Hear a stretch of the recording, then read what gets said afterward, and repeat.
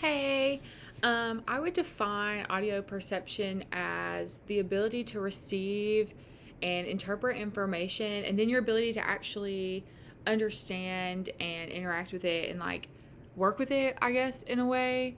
Um, I guess I would have to explain that to a friend by asking them to recall a time that they said something to a friend in an attempt to get them to do something, but the friend didn't understand that they were trying to get them to do something.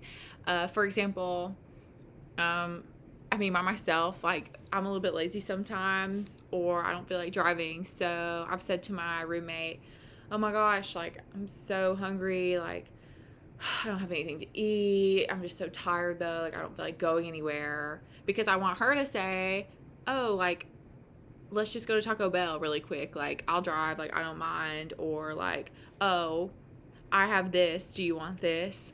Um, but, if instead she's like, "Well, that sucks. Like, not really my problem," then she has not interpreted what I've said in the way that I meant it. Um, and she didn't really get what I was truly trying to communicate. Like her audio perception was different than what I wanted it to be. Um, so the ability to have accurate audio perception and to really understand what other people mean when they speak can have a big impact on a student's academic and social life.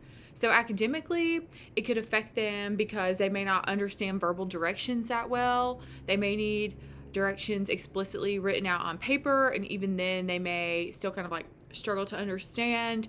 Um, you know, and without that direct like written instruction, they could potentially do assignments wrong, their grades could be affected, things of that nature. A teacher may kind of like view a student as not as smart if they don't understand the situation.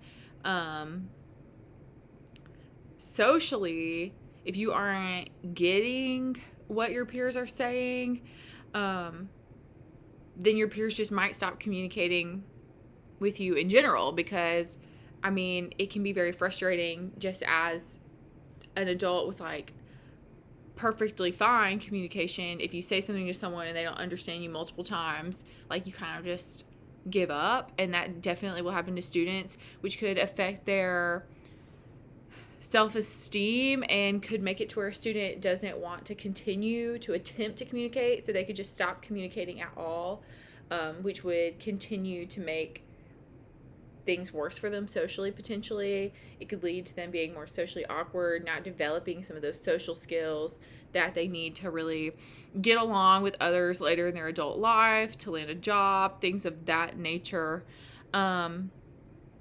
I really am not sure that there's a lot of positives to not having great audio perception. The best I can think of is that at a young age, like you might weed out people who don't actually care about you for you, right? You might figure out who your true friends are. And it might teach you to be stronger as a person, maybe more empathetic to others, but at the same time, it can come at the cost of your own self-esteem. So, yeah, having good audio perception is important for a variety of reasons, but it particularly affects students because they're still developing. They're still young, developing people, and the skills and the relationships that you build through good like audio perception are vital to successful or like a very fulfilling adult life.